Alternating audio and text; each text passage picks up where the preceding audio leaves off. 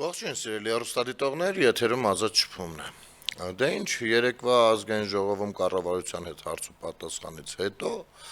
այդ շուշաթուղթ լրատվականների 90%-ը պատառոտում էր իրեն, էլ չգիտեր ինչ վերնագրեր հորինի, արտադրի, ստեղծի, մտածի, զանգեն սպասում, ինչ կարելի է անել այստեղ սենց կլինիով, տարածում էին տեսանյութերը, ինչպես է Նիկոլ Փաշինյանը, բառացիորեն ասում, որ այո, հայրենասիրության այն մոդելը, որը եղել է մեր մեջ, եւ շեշտում ինձ մոտ այդ թվում, դա եղել կայսրությունների թելադրած մոդել։ Եվ գիտեք, սրա շուրջ կարող են անհամաձայնություն հայտնել հենց նրանք, ովքեր այնքան էլ չեն հասկանում ինչ է իրականում հայրենասիրությունը։ Սկզբնական շրջանում իհարկե խորթ է հնչում դա, երբ որ դու սովոր չես, ոնց է լինում, երբ որ դու մի բան չես հասկացել, բայց միշտ ես ուղղությամբ ապրել ես, մեկ էլ ինչ-որ մի պահի այսպես կայծակով մտնում, ու դու պիտի կանգնես այդտեղ, պիտի խորհես, չպիտի շտապես պատասխանել, որովհետև քո պատասխանը կարող է աշխատի քո դեմ։ Եվ սա է հենց, որ գտնվել ու տարածվում, ու դա գտելա ոչ թե մի մարդ, դա գտել ենք բոլորս միասին հանկարծ, հասկանում եք, դա հասարակության լայն շերտ է միամիտ իր համար բացահայտել, որ մի րոպե, փաստորեն, եթե սա չի դրսևորվում ու չի արդարացվում, բա ինչ է տեղի ունենում եւ այլն։ Եվ դրա մասին դիսկուրսները բերեցին, այդ քննարկումները բերեցին հենց դրան։ Տեսեք, ես ամբողջովին այստեղ համաձայն ոչ միայն համաձայն եմ, ես այդ գաղափարները առաջ տանողներից մեկն եմ եղել իմ պատկերացումով, բայց ես չեմ էլ մտածել, որ գնում եմ այդ ձևակերպումներին, հա դե քննարկումների ժամանակ են ստեղծվում նաև ձևակերպումները, պետք է սկսել քննարկել, տևական ժամանակ կարող ես քննարկել ու ձևակերպումը ինքն իրենով արդեն կառաջանա։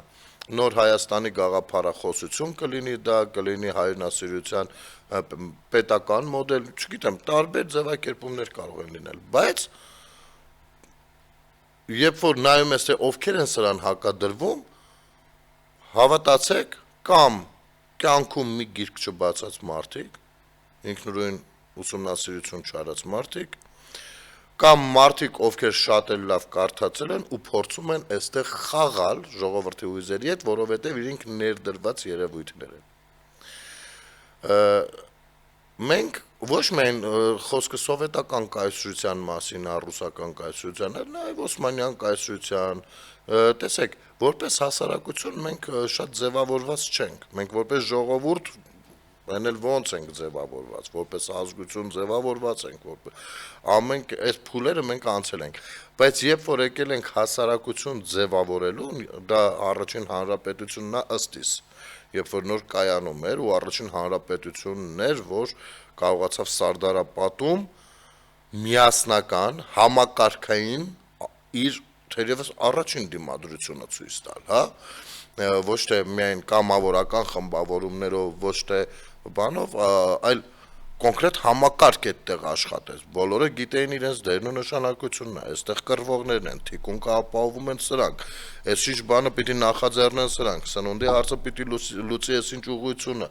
որբերի հարցը այսինչ ուղղությունը, պիտի այսպիսի քարտեզ գծվի, այս սա են ուզում մեզանից ստանալ, որը պիտի թույլ չտանք, ձևակերպումներից սկսած բուն ռազմական գործողությունից ու փառահեղ հաղթանակից վերջացած, այստեղ առաջին անգամ պետություններ, և սրանից հետո պիտի ձևավորվեր հասարակությունը արդեն տվյալ պետության, ինչը ցավոք սրտի, դե 2 տարին շատ կարճ ժամկետ է այդ նպատակը իրագործելու կամ անգամ սկսելու համար, բայց ցավոք սրտի, այո, այն միանգամից կանգնեցվեց ու օկուպացվեց սովետական միության կողմից եւ ստեղծվեց սովետական հասարակություն, ստեղծվեց սովետական մարդը, սովետական կերպարը, իհարկե սովետական մարդուն ես չեմ կարող ոչինչ ասել, որովհետեւ մեր ավակ սերունդն է դա եւ մարդկային հրաշալի հատկություններ ունեն, ազնվության եւ ամեն ինչի շատ լավ բաներ են եղել, իհարկե կային նաեւ վատերը, բայց սովետական հասարակություն ասվածը ինքն իրենով արդեն ի սկզբանե դատապարտված էր վերացման, որովհետև այդ գիտեք կեղծ բանը չես կարող զորով, դա կլինի ժամանակավոր։ Դու կարող ես ինչպես եթե չեմ սխալվում Չերչիլն է ասել, որ կարող ես դու մարդկանց որոշակի խմբի խաբել որոշ ժամանակ, դու կարող ես մարդկանց որոշակի խմբի խաբել երկար ժամանակ, բայց դու չես կարող մարդկանց խաբել մշտապես։ Եվ այստեղ է որ այդ հասարակությունը, քանի որ ինքը ոչ հայկական էր, ոչ ռուսական էր, ոչ ադրբեջանական, ոչ ուկրաինական, ոչ բալթյան չէ, ինքը ասես բերած զորով ուզում էին դարձնեին մի կերպար, որը չէր կարող ստացվել, որովհետև այնտեղ 1000 ժողովուրդներ իրար ներսում 1000 հարցեր ունեն, հիշողություն ունեն, գենետիկա ունեն եւ այլն եւ այսպես շարունակ։ Որոշակիորեն ստացվեց, բայց այդ որոշակիորենն էլ ավելի վատ հետևանքներ թողեց քանդվելուց հետո։ Այսինքն ըստ էության Հայաստանի Հանրապետությունը որպես այդպեսին հայկական հասարակություն այդպես չձևավորվեց, ավելի դեգրադացվեց։ Եվ եթե գալիս ենք արդեն անկախ Հայաստանի Հանրապետությանը, այստեղ նույնպես նայում ենք որ սկզբում շատ լայն դրական լիցքեր կային անկախ բանից, տնտեսական վիճակից, անկախ խնդիրներից, անկախ բարդություններից, անկախ կային բայց ցավոք այդ ռեսուրսը ես այստեղ չեմ կարող չտեսնել դիտավորություն, որովհետև դա շատ աչք ծակող ռեսուրս էր, որը ով Լևոն Տեր-Պետրոսյանը չէր կարող չնկատել, անցավ դարձյալ արդեն հայկական հասարակության դեգրադացման ինքն իր ներսում, հասկանում եք, սկսեցին քիչ-քիչ դառնալ այդ էլիտա կոչվածները սկսեցին լինել հանցագործները, որը որ հասարակությանը կարա առաջարկի նմանվել իրեն, սկսեցին Ալան-Թալանը եւ այլն, այս ամեն ինչը օրինակ ծառայել է նշանակում, հասկանում եք, այս վիճակում հասարակությունը թե մշակութաբանական առումով, թե պետական մտածողության առումով առաջ խաղացում չգրանցեց, ճիշտ հակառակ։ Հայաստանում արդեն չէին խորշում խոսել հետևյալ խոսույթը օգտագործել, եկեք միանանք Ռուսաստանին պրծնենք, սենց բաներ էին խոսում, թե ինչից պրծնեցին, ինչ նշանակում, ոնց կարող դու ունենաս պետություն ու նման բան մտածես քո պետության ներսում նստած։ Սա հենց հայրենասիրության իրական մոդելի պակասից էր գալիս, որովհետև տեսեք, մեզ ոնց են հայրենասիրությունը մեր մեջ ներարկել, մեր ներսում, մի հատ խնդրում եմ, ամեն մեկը ձեր մեջ այս հարցը տվեք, մեր ներսում, ու կտեսնեք, որ գալու եք իմ ասացին, հայրենասիրությունը դաստիարակվել է թուրքաֆոբիայի վրա, Քանի որ թուրքը իմ թշնամին է, ուրեմն ես հայրենասեր պիտի լինեմ։ Սա է եղել։ Սա գիտեք ինչ, կարող ես ընկալել թշնամի, կարող ես իհարկե դատապարտել նրան ամեն ինչում, առհասարակ մեզ, մեր ամեն ինչից կտրելու մեջ, բայց քո հայրենասիրությունը չի կարող հենվել դրա վրա։ Իմ կարծիքով։ Քո հայրենասիրությունը որոշակի հայրենասիրական դրսևորումներն են, բայց մենք հայրենասիրություն նաև ինչ ենք ընկալել, մի բան ենք ընկալել, հայրենասեր մարդը զենքով, հանուն հայրենիքի, փառք ու պատիվ իրենց, բայց հայրենասիրությունը պիտի դրսևորի ցանկացած քաղաքացի, պետության առաջարկած մոդելով, իրավահպատակ մոտեցմամբ, իր գործողությունները ճիշտ տեղում անելով։ Այսինքն հայրենիքդ քո պետությունն է։ Ես չեմ խոսում պատմական հայրենիքից, սիրելի հայրենակիցներ, չի կարելի սրանք խառնել, այո, մեր պատմական հայրենիքը բոլոր դարերում տարբեր ժամանակահատվածներում, տարբեր թագավորություններ, իշխանություններ, մելիքություն, այս ամեն ինչը մեր բոլորիս պատմությունն է, սա մեր ժողովրդի, մեր պատմությունն է, բայց Հայաստանի տեսանկյունից ստացվում է, որ քո հայրենիքը, քո պետությունն է, դու ունես պետություն, այս գիտակցությունը ամենակարևորն է, և մեր տանից դուրս գալը, աշխատելը, վերադառնալը, ճանապարհին ինչ-որ մեկի հետ շփվելը, այս ամեն ինչը պիտի ունենա մոդել որոշակի, Եվ այո, մեզ ինչ են թելադրել, սա է քո թշնամին, սա է քո թշնամին, այ դու էսի որ անես հայրենասեր ես, այ որ սենց խոսես հայրենասեր ես, որ սենց մտածես հայրենասեր ես։ Եվ մեզ դրել են կոնսերվատիվ պատկերացումների մեջ։ Եվ երբ որ եղավ խոսքի ազատություն ասվածը, մեր իրականության մեջ ցավոք սրտի, մենք ոչ թե որոշեցինք այդ կոնսերվատիվ մտածելակերպից դուրս գալ, լեզվի ազատությունը օգտագործել պահանջներ ձևակերպելու, հստակ գաղափարախոսություն ձևակերպելու եւ ներկայացնելու դրա համար ներքաղաքական դիսկուրսներ կազմակերպելու շուրջ, այլ նորից հետ մտանք այդ կոնսերվաների մեջ։ Նորից հետ մտանք այդտեղ։ Հիմա ներքաղաքական դաշտում նույնն է առաջարկվում։ Ոչ մի տարբերությամբ, ոչ մի, զերո տարբերություն։ Առաջարկվում է նույնը։ Խոսքս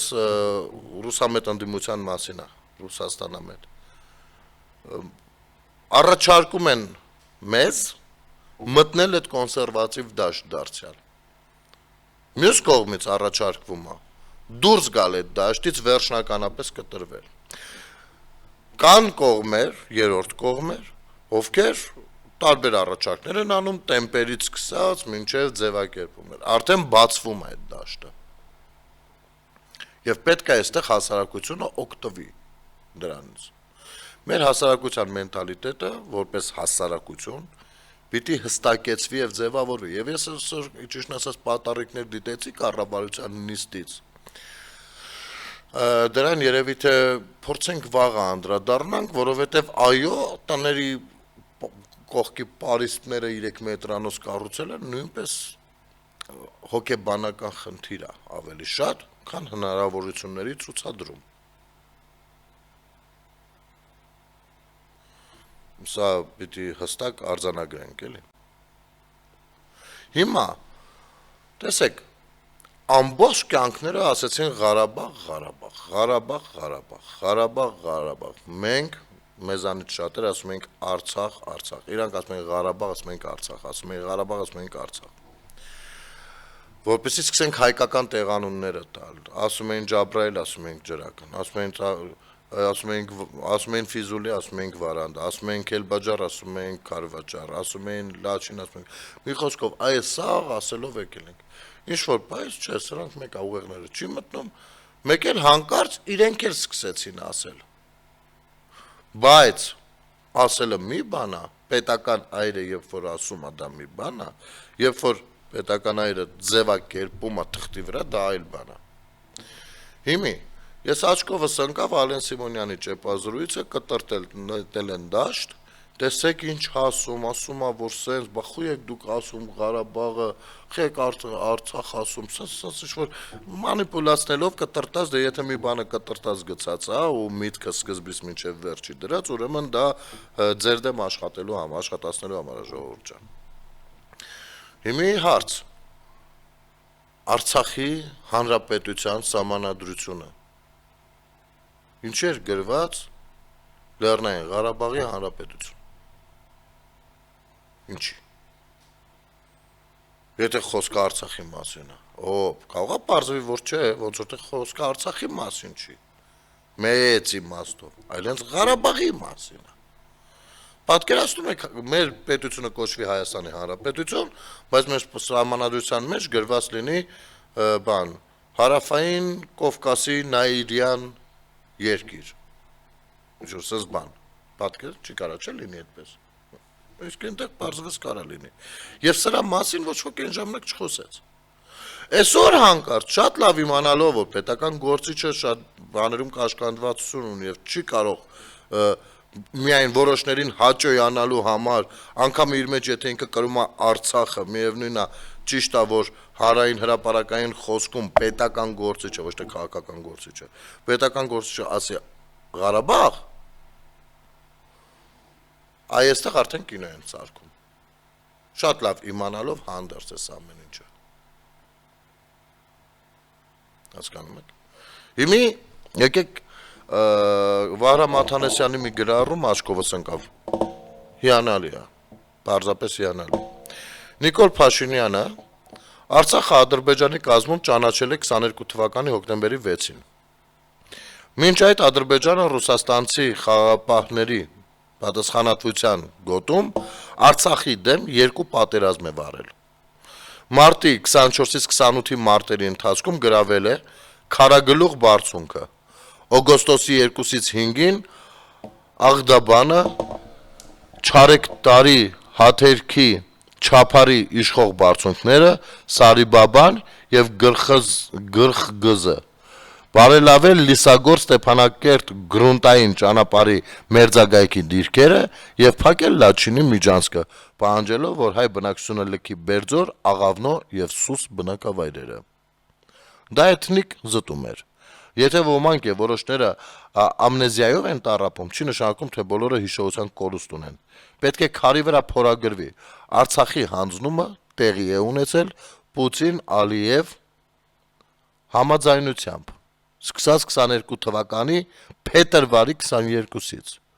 Վազգեն Սարգսյանը վախենում էր Հայաստանի հացն ուտող, բայց ուրիշի դռանը հաչողներից։ Ափսոս լավ չէր վախենում։ Դու կատյոնի եթե ավելի լավ վախենար, վաղուց դրանց մի խոսքով։ Հասկանում եք։ Բա սրանց մասին խոսող չկա, այսինքն քիչ-քիչ բարելավելով իրենց դիրքերը, այսինքն օղակը սեղմելով, խաղաղապահը այնտեղ նստած։ Խաղաղապահի թույլտվությամբ միջայլոց։ Փետրվարի 22-ից 22 թվականի, սա լավ տարեթիվ է, հետաքրքիր տարեթիվ է, սա Ռուսաստանի հարձակման օրն է Ուկրաինայի վրա, եւ իհարկե Ադրբեջանի հետ ռազմավարական շատ մեծ մի քանի էջանոց պայմանագրի ստորագրումը, փոխադարձ օգնության, ինֆորմացիաների փոխանակման հետախուզական եւ այլն եւ այսպես շարունակ։ Այսինքն Ադրբեջանը Պուտինին ասես լսի Ղարաբաղը վերջնական ես վերցնում եմ խաղաղապահներից, ասում ես հանգիստ նստում են, ես իմ հարցերով կարողանում եմ իմ նավթով բանով, մի խոսքով կարողանում եմ ինչ-որ կերպ օգտակար լինել քեզ, այսքան բան։ Վերջ, Պուտինը ապահովեց իր տիկունքը, գնաց այնտեղ աշխատանքի, ու այստեղ մարդիկ ասում են, չէ, դա մեր ռազմավարական դաշնակիցն է, ինչ եք խոսում։ Եկեք գնանք միանանք իրեն։ Ես չգիտեմ, ու այս մարդիկ ասում են, որ իրենք հայրենասեր մարդիկ են, ինչ-որ ուժեղ բաներ են սարքելու։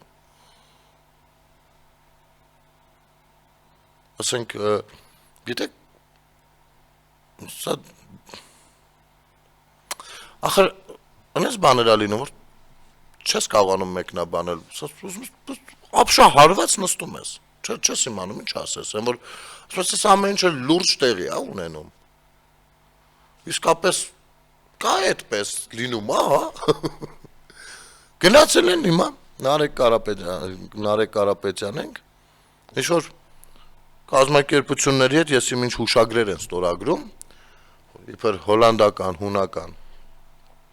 մենք ավելի ուժեղ ենք լինելու, սա դեռ մենք չենք եկել կառավարության, որ սենց ենք անում, բա որ գանք ինչ ենք անելու։ Սրանով ուզում են ցույց տալ, իբր թոս փչել, իբր տեսեք մենք արևմուտքի հետ էլ կապեր ունենք, էլի։ Իրեք արևմուտքի հետ Պուտինն էլ կապեր ունի։ Ոնց հուշեմ էլի ձեզ։ Բայց որ կապերը ինչի համար են օգտագործվում, երբ որ դու իշխանություն ես, այ դա արդեն հարցի մյուս կողմն է։ Արևմուտքի հետ, բան, Լուկաշենկոն էլ կապեր ունի, ես վերջերս խոստովանում եմ, որ ինքը հիմա տրամպիստ է։ Չնայած որ մանկությունից ճանաչում է Չինաստանի ղեկավարին, Կիմ Չեն Ըն, չես հասկանում։ Հիմա դուք ինչ եք ուզում դրանով ասել։ Իբր արևմուտքում խնդիր չունեք, ունեք, ոչ չունեք։ Արևմուտքի արտաքին, այդքան այդպես փաստաթղթեր այնքան է ստորագրվել։ Ես ասեմ ավելին Սերժն էլ է ստորագրել, Քոչարյանն էլ, Լևոնն էլ։ Բայց պետությունը տարել են այն ճանապարհով։ Հիմա դուրս եք եկել, հա, ինչ է ասում, ասում է,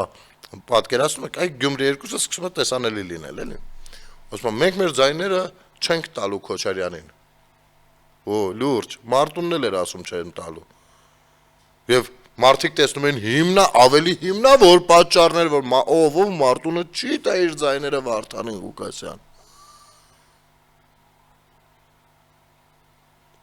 Ձեր պարագայում այդ հիմնավոր պատճառն էլ չկա վստահելու։ Ոնց եք պատկերացնում։ Հայ միջայլոց Ղարաբաղից շատ հեռու չգնանք։ Որովհետև ստեղ մեծ հետաքրքիր բան աչքովս ենք ավել, ուրեմն Քոչարյան Ռոբերտը ինչ ասում, այսի News AM-ին եմ հղում անում, վերնագիրն եմ կարդում, հələ որ։ Արցախ վերադարձը դժվար է լինելու, հետևողական աշխատանքի արդյունքում հարցը կարող է լուծվել։ Հիմա ասեմ, հարգելի արցախցիներ, գիտեք ինչ ասա նշանակում, այս վերնագիրը, նախ ձեզ փորձեցին տրամադրել, զգուշորեն, առանց ուղիղ խոստ բան, տրամադրել այն կարծիքին, որ իրանք են բանալին ձեր Արցախ գնալու, որը որ ես ասել եմ, առաջիկ տեսանելի ապագայում դա անիրատեսական է, իսկապես անիրատեսական է, օբյեկտիվորեն եմ ասում եւ սրտի ցավով, բայց սրանք ձեզ տրամադրեցին, որ դուք ձեր հայացքը նետեք իրենց վրա, իրենք էփեցին դա, տաքացրեցին ձեզ դրա այդ ուղղությամբ, շատ զգուշորեն ուղիղ չեն ասել ոչ մի բան, ու հանկարծ այսօր ասում են Արցախ վերադարձը դժվար է լինելու, հետևողական աշխատանքի արդյունքում հարցը կարող է լուծվել։ Սա գիտեք ինչ է, սա նշանակում է, որ այդ հարցով զբաղվել իրենք դնում են սառույցին։ Ու նույնքան ժամանակով, որքան որ ասել ենք։ Հնարավոր է։ Հա, հնարավոր է։ Գիտեք ինչ, երկուսին գումարած 2 հնարավոր է կյանքի ընթացքում ստացվի 5։ Հնարավոր է։ Ամեն ինչ հարաբերական է։ Որովհետև 2 ամբողջը ըստ էությամբ 2 ամբողջը չի։ Այնտեղ բան մի խոսքով այստեղ հսկայական խոսալու բան կա այդտեղ։ Եվ հետևողական աշխատանքի արդյունքում հնարավոր է հարցը լուծվի։ Հնարավոր է կամ հնարավոր չի։ Բանը հետևողական աշխատանք, ինչ հետևողական աշխատանք, ինչ տեսակ հետևողական աշխատանք։ Եթե ես գամ իշխանության, ես հետևողական աշխատանք եմ անելու, հնարավոր է լուծվի։ Հնարավոր է չլուծվի, լուծումը ես չեմ տեսնում, հնարավոր է դա տեղի ունենա Հայաստանի հաշվին, որովհետև այստեղ պետք է հասկանալ ում հաշվին է դա տեղի ունենում, ինչի հաշվին, եթե դա տեղի է ունենում խաղաղության հաշվին, թույլ տվեք այստեղ, ես ես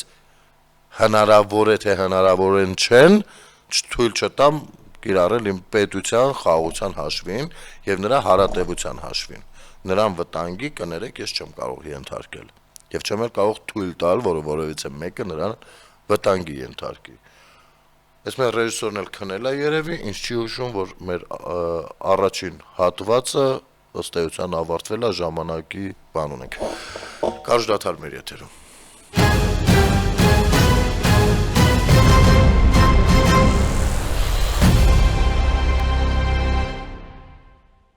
Վերադառնանք սիրելի հեռուստադիտողները, դադարի ընթացքում ռեժիսորը խոստովանեց, որ ինքը ռեյտինգն է բարձրացնում ձեր նյարդերի հաշվին։ Եվ շարունակենք։ Ուրեմն, վերադառնալով արդեն Նարեկին, հա, ասում է դրել են մենք այլևս թույլ չենք լինի, այդ ստորագրում են ինչ որ հունական չգիտեմ ինչ ընկերություն է, но մենք այլևս թույլ չենք լինի, հենց նոր ստորագրեցինք հուշագիր հոլանդական Դիամի անվտանգության հետախուզական ընկերության եւ հունական DRCS ընկերության հետ։ Սամվել Կարապետյանի վարչապետ դառնալուց հետո մենք փոփոխություններ ենք բերելու ուժեղ Հայաստան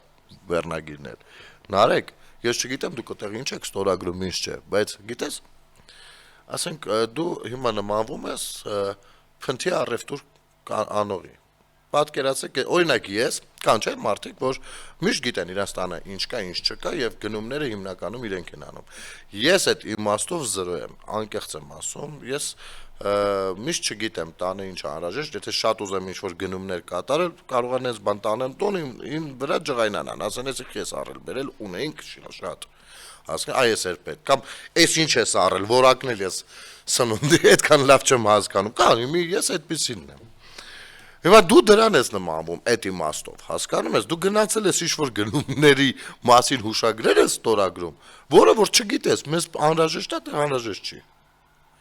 Տեսեք, վարչապետը առաջարկել էր, ասում էր եկեք գնանք, ստորագրեք թղթի տակ, գնանք, տեսեք ինչեր ունենք, ինչեր չէ։ Ոչ որևիցե մեկը չի գնացել, կոնկրետ դու չես գնացել ձեր թիմից, ոչ ոք չի գնացել։ Եթե մեկը գնացել է, խնդրում ենք արձագանքեք, ուժեղներ, մի հատ ուժեղ գոռացեք։ Դու ինչ գիտես, ասենք, հա, սիրուն ընկերության անուն ես երևի տալիս, չգիտեմ, այս ընկերությունները ես դեռ չեմ ճանաչում, կարելի է ուսումնասիրել։ Ինչի համար է սա։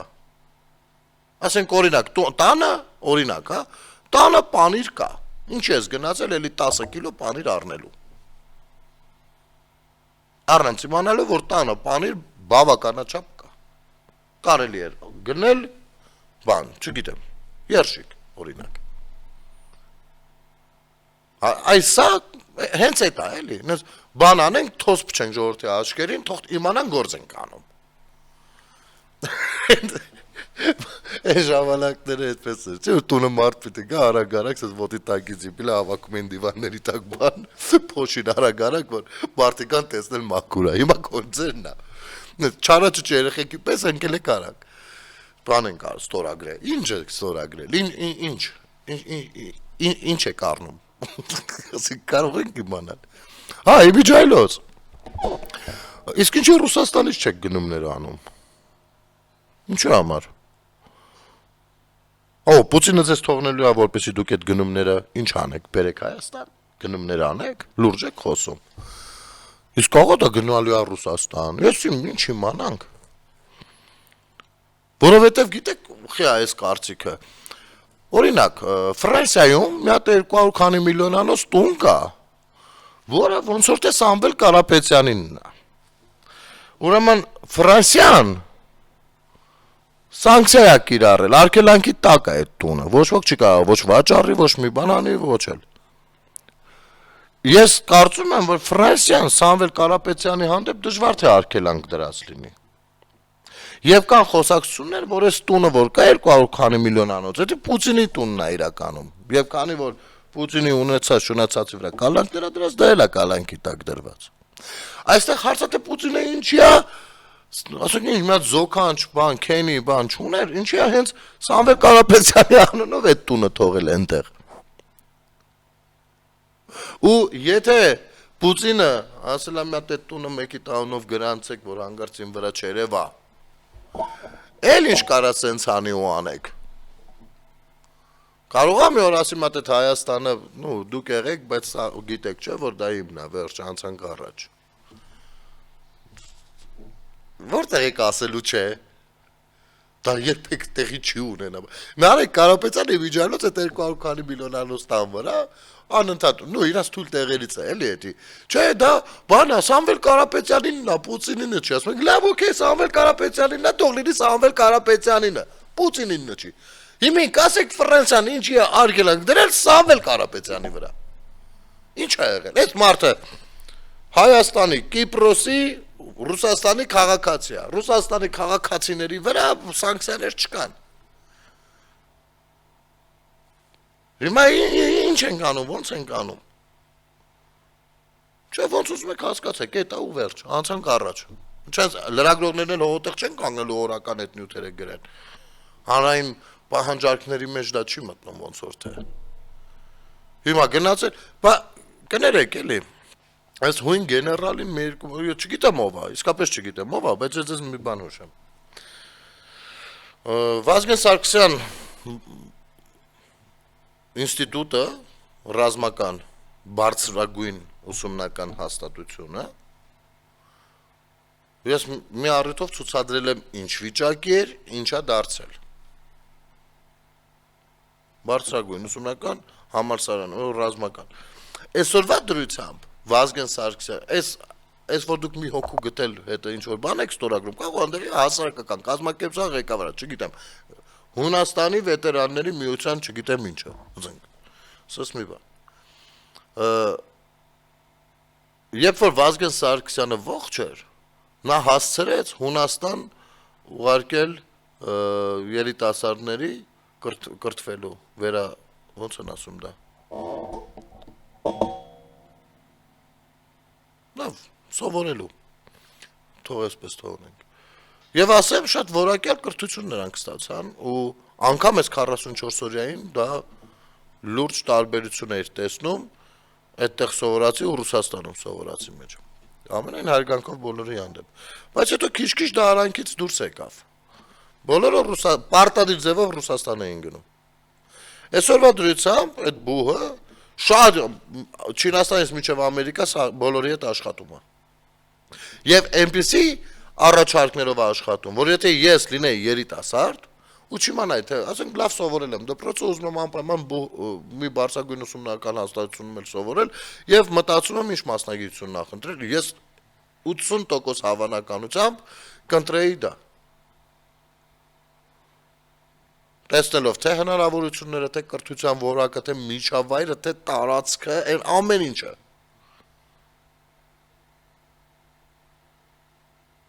Այսօր դուք գնացել եք, մի հատ չգիտեմ, ՀԿ-ի հետ նստել ինչ-որ բան եք ստորգում, տեսեք մենք որ գանք, եսի մինչեր պատառոտելու ենք մեզ, ինչքան պիղկա նկարելու ենք, թղթի վրա ճղենք, հա, շատ խնդալու էլի, ամեն դեպքում, անցնենք, սա էլ անցնենք, կարճ անդրադառնանք էլի, որովհետև սենց ինչ-որ վերնակներ են շպրտած, նետած դաշտ, որ պարզապես ծիծաղ են էլի առաջ, չգիտես այսքան ծիծաղ ես, Թաթոյանը Արմանին գանք, վայ, ես ինչ լավն է այստեղ են պարզվում է, ուրեմն, գիտեք, նա հանկարծ համարձակորեն ինչ է ասել է Քոչարյանի մասնակցությունն ընտրություններին նույնն է, ինչն է ԿՊ-ի անդամակցության դիմում լրացնի, իբր այ որ Քոչարյանը մտնում է խաղի մեջ, այ դրա համար էլ ԿՊ-ն կընտրվի որովհետև մարդիկ կտեսնեն նրանք չէ որ ավելի շատ ատում են Քոչարյանին, քան Սերժին, իր կարծիքն է, չգիտեմ։ Եվ կընտրեն ԿՊ-ին, այ այստեղ ակտիվությունն է, էլի արդեն բան լինում։ Քոչարյանը խանգարի է այդտեղ։ Սա ասում է Թաթոյանը։ Սերժի Թաթոյանը։ Որովհետև Սերժի Թաթոյանին հիշեցնեմ։ Սերժը, ապեր, ու սերժական որևիցե մեկը, ով առ այսօր սերժական է։ Մեր ժողովրդի համբերության վերջին կաթիլն է եղել հասկանում ես ու ասել թե փորձել Քոչարյանին դեմոնիզացնելու գնով Սերժի դեմքը մաքրել դա այդքան էլ հմուտ մոտեցում չի պրոֆեսիոնալ մոտեցում չի մի մարդու համար ով եղել է մարդու իրավունքների պաշտպանը Սերժի ժամանակ եւ Փաշինյանի ժամանակ ընդհանուր 44 օրյայի ու հետ պատերազմյան իրավիճակի ժամանակ, որտեղ որ քրիտիկական պահերին դու չես կարողացել կառավարել քո ինստիտուտը, մարդու իրավունքների պաշտպանի։ Ամեն ասոր հանրությունը ահաբեկչության էր ենթարկվում։ Ու դու ոչ գվվացել ես, ոչ բվվացել ես հարգելիս։ Նենց որ Են փորձել մեկը մյուսի վրա կայանել, այս խաղը Գյումրիում խաղացին, էլի, գիտեն անցնելու է, նայեք, այն որ իրար են քննադատում իբր իրանք իրար հետ կապ չունեն, էլի, որ մարդիկ հանկարծ այս անում են, որ իրարից ձեն չփախցնեն, որ Քոչարյանի ձեները մնա Քոչարյանին, բանին է, Սերժի ներկայացուցիչներին, Սերժի ներկայացուցիչներին, դե այստեղ մրցավազ կա ով ավելի տաշիր սամոյական, էլի, Թաթոյանին, Ծառուկյանին, բայց դա չի լինի, որովհետև բոլորը նույնն եք։ Այն որ կանգնում է երթվում է Նարեկն էլ, որ ասում է բանա, մենք չենք տա մեր ձայները միևնույն է Քոչարյանին, շատ փոքր է որ ասի, դու էլ ես շատ փոքր որ ասես։ Հասկանում ես։ Եթե պետությունը ընկավ ձեզանից որևիցե մեկի ձեռքը, Ռուսաստանից մի հատ զանգը բոլորի չոքերը տակերներից հետ փախցնելու է։ Հասկանում եք։ Մի եկեք ստեղ, այդ որ դուք ասում եք ուժեղ, դուք ձեզ կարող է համոզեք դրան եւ ավելի շատ ասում եք որ այդ կոմպլեքսները հաղթարեք թույլի կոմպլեքսները հաղթարեք բայց կներեք մեզ դա մի քիչ ծիծաղելի է կողքից դիտվում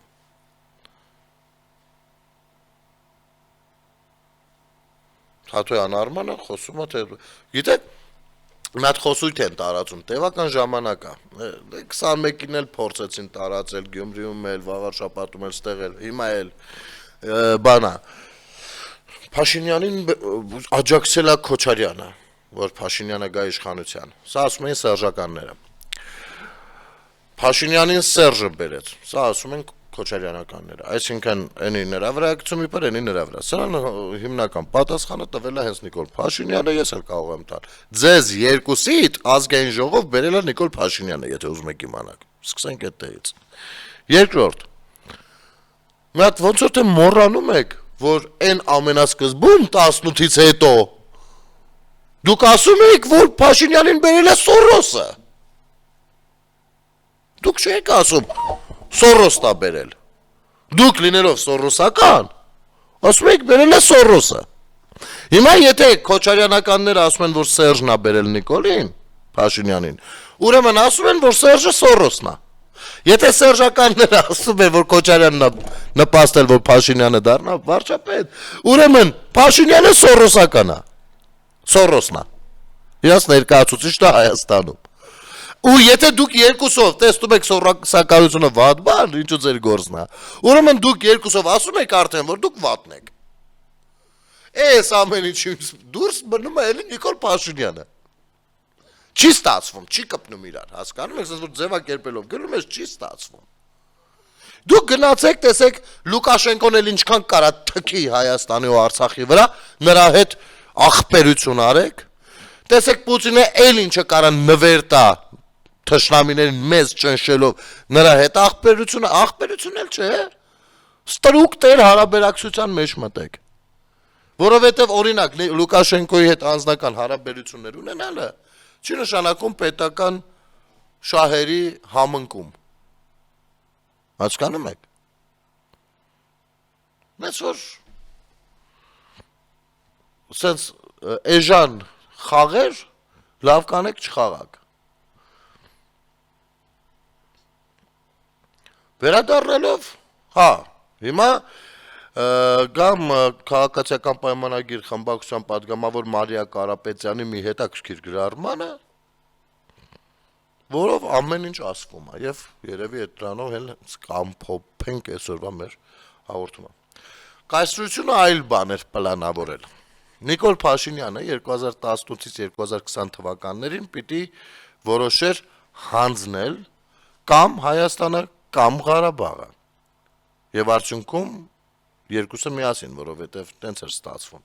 Այսինքն որոշել էր չխանգարել Նիկոլ Փաշինյանը ոնց չլինի 18-ից 20 թվականների ընթացքում այսօր ինչ են ասում, ասում են, բա ինչի ժամանակին չտվեցիք, երբ որ ուզում էին, այլ կռվեցիք, չէ, որովհետև Փաշինյանն ասել էր, որ բանա մենք կարող ենք կանգնեցնել պատերազմը, արդյունքում կունենայինք այս նույն իրավիճակը, այս չէ։ Այդ ժամանակվա իրավիճակը առանց զոհերի, ինչը որ շատ հուզել էր բնականաբար զոհվածների ընտանիքների անդամներին, ինչի վրա էլ փորձում էր խաղալ ընդդիմությունը հերթական անգամ իր ստորությունը ցուցադրելով։ Բայց խոսքը դրա մասին չէր, խոսքը նրա մասին է, որ կունենայինք այս նույն իրավիճակը ասելով նույն սպառնալիքը, բայց արդեն Հայաստանի Հանրապետության վրա։ Եվ այդտեղ այո պետք էր կռվել, ատամ ցույց տալ, կյանքի գնով ամեն ինչով, այո։ Բայց թողնենք։ Այս հաշվարկը եղել է, որ մինչև 20 թվականը Նիկոլը օգտվելով իր բարձր լեգիտիմությունից կնստի ու պարզ կասի ժողովուրդ Արցախի հարցը, հեսա պետքա տալ։ Սա եղել է իր պլանների մեջ, կայսրության պլանների մեջ, ոչ թե Փաշինյանը այդ ամեն ինչից դրբեխաբար։ Առաջին տարբերակում Հայաստանը չոքեչոք խնդրելու էր միանալ միութենական պետությանը։ Ղարաբաղի շուրջ անորոշությունը եւս մի քանի տարով ձգելու դիմաց։ Հեղափոխությունը իշխանության վերադարձը ժողովրդին փոզմիշեր լինելու եւ ամեն ինչ վերադառնար իր շրջանս կայսրության։ Երկրորդ տարբերակում Նիկոլ Փաշինյանը հայտարարելու էր, որ պետք է անել այն, ինչ գրված էր բանակցային վերջին փաթեթում, Ղարաբաղի աստիճանական դե վերջին փաթեթը գիտեք որն է, Սերժի Լավրովի առաջարկն է։ Ղարաբաղի աստիճանական, բայց ամբողջական վերադարձ Ադրբեջանին, դա եղել է փաթեթի մեջ, սրա դեմ միանգամից ամբոստանալու են 20-ից այսօր ամբոստացած բոլոր ինստիտուտները, ԱԳՆ-ից եւ ԳՇ-ից մինչեւ բան, եւ ժողովուրդը ճնշված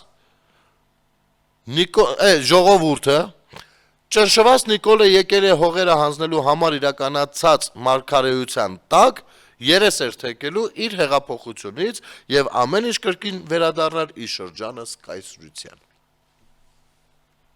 Ի հեճուկս բոլոր սցենարների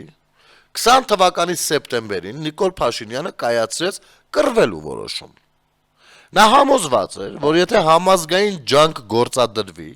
եւ զինվորի թիկունքից չասեն հողերը հանձնացեն, ապա բեկումը եւ այնուհետեւ հաղթանակը հնարավոր են։ Նիկոլ Փաշինյանը կոչեց տասնյակ հազարավոր զինվորների եւ կամավորների կռվել, իմանալով, որ այդ մարդկանց մի մասը զոհվելու է։ 3833 մարդու ընդհատված կյանք մնաց նրա մտքի, սրտի ու սերի վրա ծանրացած։ Մենք պարտվեցինք պատերազմում, բայց կռվելու մասին որոշումը պարզվեց մեր պետության անկախացման ճանապարհն էր։